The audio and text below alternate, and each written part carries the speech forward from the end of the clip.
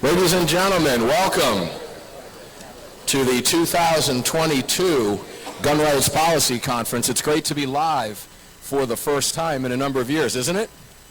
It's fantastic. Give it a round of applause. And to see new faces and old faces alike is wonderful. My name is Mark Walters. I am the host of Armed American Radio and the co-founder of Armed American News. And as you can tell, I am not Tom Gresham, who normally does this every year, but he couldn't be with us today. So I'm going to take this opportunity now to introduce these members up here at the head table, one at a time. And then we've got a great program set up for you over the lunch hour.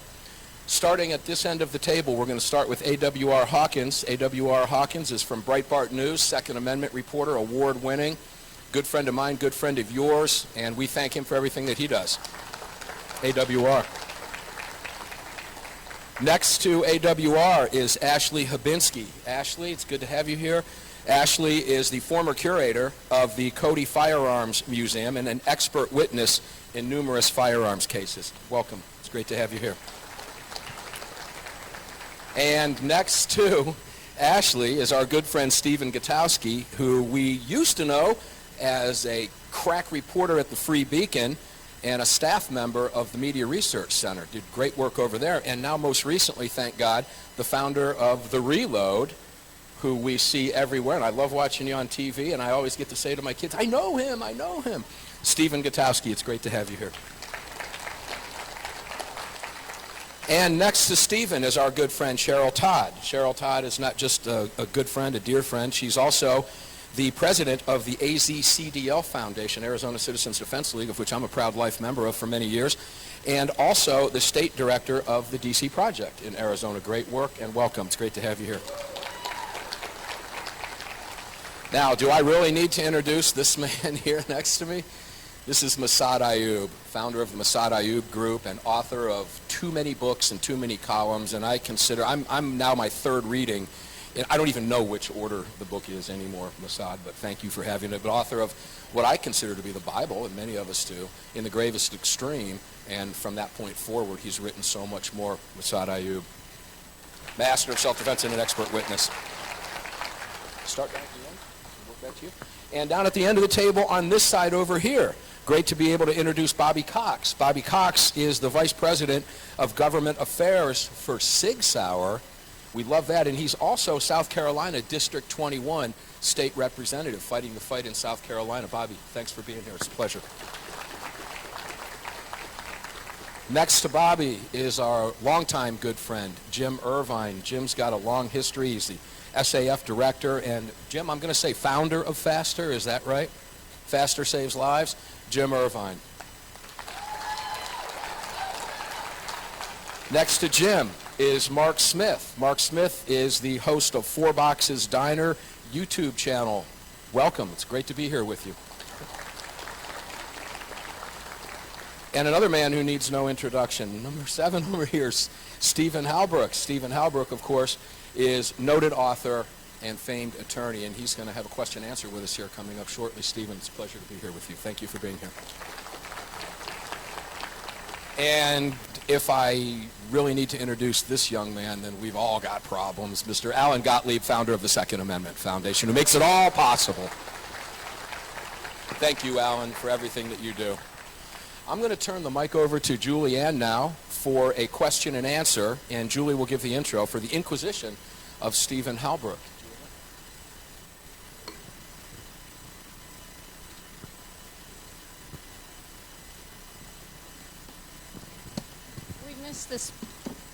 We missed this part this morning because we needed to catch up on time, but Steve had kindly said he would answer some questions.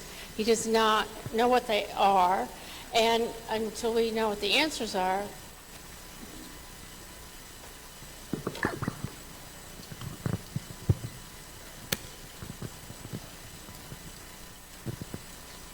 you have to push the button in. Until I start, because I don't want to lose any time. So, Steve, you graduated with a business degree from Florida State University. Then you went and you spent your time getting your PhD in philosophy. And that's a lot of work. It's a lot of years you couldn't do that. Then you taught at Tuskegee. Why did you decide to head up to D.C. and go to law school? Well, okay. So I didn't know you were going to ask me questions like this. What does Heller hold?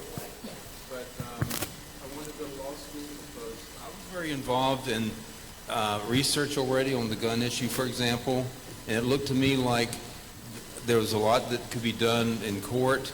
I remember when I was an undergraduate at Florida State, I went to the Florida Supreme Court Law Library, and I found what was called the Index to Legal Periodicals. And so those were paper books, not online. We didn't have that, obviously. And I found there were only like about 3 law review articles published in American history on the Second Amendment.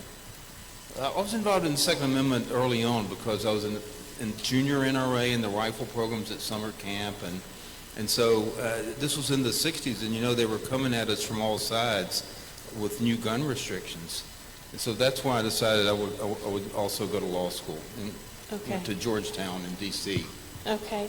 So we answered that question, but I was thinking maybe it might take us in a little bit of a different direction. Not only were there the laws, but you're coming out of Florida, and then you went to Tuskegee, and what you were dealing with at the time in the 1960s and the civil rights marches and all of those things. Because like Don Cates came out of that. So I taught 2 years at Tuskegee, which is historically black university, and I was interested in the civil rights movement, yes, and I learned a lot there. And when I went to D.C., I taught at Howard University, which was another predominantly black university. And I had a great time in those years teaching philosophy, and I tried to do as much political philosophy as I could, and even teaching logic. You can bring in current issues and go into logical fallacies. And so the gun issue and the other kinds of issues that were predominant in those days, environmentalism and abortion and all that, those were all fair game to talk about in these philosophy classes. So, and then in the meantime, I got introduced to some of the usual suspects, people who later became usual suspects, with that 1977 meeting in Denver, which Don Cates was the head guy in terms of organizing and running the thing. It was like a day and a half. David and Sue Kaplan were there, and Alan, you might have been there. I don't remember everybody who was there now, but and that was at that time that several of us, committed to doing law review articles and books, and it worked. I mean, none of us ever knew what would happen if a case ever went to the Supreme Court, and we would get the result that we did. I mean, how fortunate. It took a heck of a long time for something to get there. Oh, yeah. So, what do you feel is the most important Second Amendment case, the sort of an unknown case? Not Heller, not McDonald, not Bruin, but what was a sort of a stealth case? What was the... A stealth case. I have hearing loss from shooting. No problem. What is a case that you think that had a lot to do the way our rights have been expanded, but doesn't have, isn't known like Heller or McDonald or Bruin? Okay. Look, there's a lot of old state cases that are really good, and I think my favorite antebellum state case is Nunn versus Georgia, and that's where this judge, the Supreme Court of Georgia, says that the right to keep and bear arms is for all people, boys and girls, men and women, and it protects arms of all kinds, and there were no holes barred in that decision, and Georgia didn't have a right to bear arms guarantee, and so he said that the Second Amendment applies directly to the states. And in fact, you have others saying that in those years, like the abolitionist Lysander Spooner as an example. The Second Amendment applies to the states. He argued slavery was unconstitutional because the people had a right to bear arms, a right to free assembly, things like that. So the Supreme Court didn't get around to this until post-14th Amendment and then in McDonald, but there's always been a minority view that the Second Amendment applies universally. Yes, and it was a minority view, and you and all the other scholars have done a really tremendous job in making sure that it is heard more now. What is the favorite book you ever wrote? Because you've written across the spectrum. History, international. What's your favorite topic? Obviously, you have to love them all, or you wouldn't have written them all. Well, I mean, Second Amendment history is an incredibly interesting topic. Those of us who grew up in the post-war generation, the adults talked about the war. And so, World War II was always interesting. And growing up, I always heard this argument that the Nazis disarmed people and they used that to control political opponents and the Jews. And so one of the most interesting research projects I ever did was producing the book, Gun Control of the Third Reich, Disarming the Jews and Enemies of the People. And I've been in Germany a number of times to archives, and I retained the services of a professional archivist. I have file cabinets full of records in German on gun control, starting in the Weimar Republic and then through the Third Reich. And that was a very challenging subject because most of the records were in German. But we somehow got through it and got the book. But there was a debate back in '68 in Congress. John Dingell was pro-gun, and he said, well, the Nazis did gun control, and he didn't document anything. And then the people wanting gun registration denied that that ever happened. They denied that there was ever any confiscation of guns from registered gun owners, and of course it happened, obviously. But that just set me off. I was just an undergraduate when I first started reading about that, and I hope there's other scholars. There's so many topics. It seems like if you're there's not much more to be discovered, but there is. There's so many sources that are untouched, and you don't know until you go there. I mean, old diaries and newspapers from the founding period, and there's so much work to be done. And our enemies are always at work. There's these Bloomberg finance scholars, and so the fight will always go on. Okay. Then my last question is, it's a double one, so you have to listen to the second part of it. Okay. Is, what is your favorite firearm, and where is your favorite place to shoot?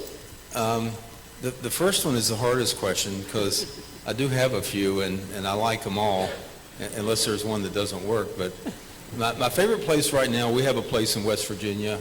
It's in the mountains. Not many people are around there, and it's very peaceful, and it's overrun with wildlife. I've been trying to figure out how am I going to reduce the coyote population some. It's getting, I think, too many of them. But, I'm thinking about the rabbit in distress signal that you can buy, and you call them up that way. And how many of you do coyote hunting? Raise your hand. Yeah, that's something I need to know more about. But as far as guns, it's hard to beat the H&K MP5 SD. What about the time you have spent in Switzerland?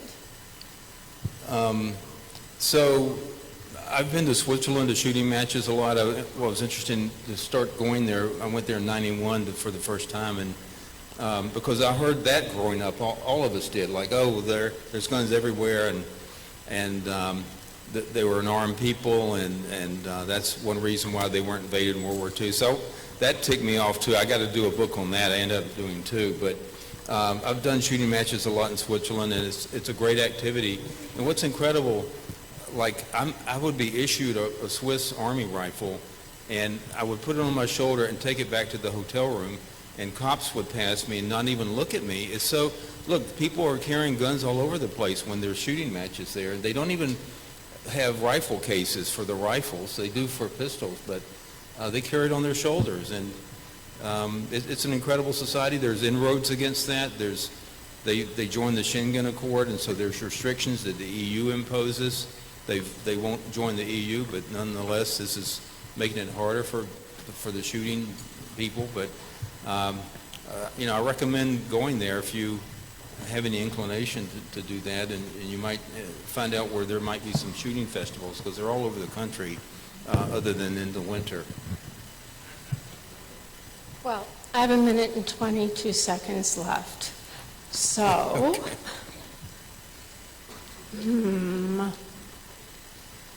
Stephen, what age did you start shooting? Yes. Cheryl? Grew up shooting, so probably age 6 or 7. Ashley? Sorry, what was that? What age did you start shooting? 18. Okay. AWR? Mark? Moss? Alan? Unfortunately, I grew up in New York City. And so the first time I got to touch a gun was in the United States Army. And Steve, you said you went to NRA camps and stuff. So, Mark? But I have to add, when I was 6, my uncle, who was a judge and also a farmer, let me shoot a revolver. It was probably just a .22, but darn, that trigger pull was heavy. Okay. Mark? Well, I shot guns in high school for fun, but I didn't really own guns and get into guns until after law school. Probably 5 or 6 years old or 8, something like that, with my family, just shooting out back, plinking. Same age, about 5 or 6. I've done more shooting in this job than I have in a lot of my other jobs. Okay. Now I've asked these impertinent personal questions. I hope that you know a little bit more about some of our speakers, and it's told you, some different things, and you get to know them. So I will pass this back to Mark. Thank you, Julianne.